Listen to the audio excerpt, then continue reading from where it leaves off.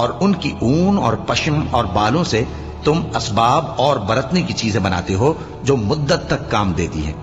اور اللہ ہی نے تمہارے آرام کے لیے اپنی پیدا کی ہوئی چیزوں کے سائے بنائے اور پہاڑوں میں غار بنائے اور تمہارے لیے کرتے بنائے جو تم کو گرمی سے بچائیں، اور ایسے کرتے بھی جو تم کو اسلحہ جنگ کے ضرر سے محفوظ رکھیں۔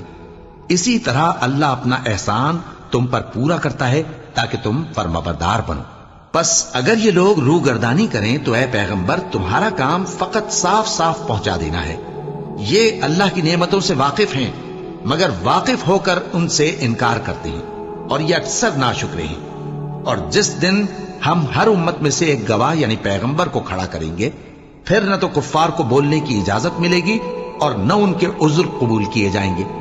اور جب ظالم لوگ عذاب دیکھ لیں گے تو پھر نہ تو ان کے عذاب ہی میں تخفیف کی جائے گی اور نہ ان کو مہلت ہی دی جائے گی۔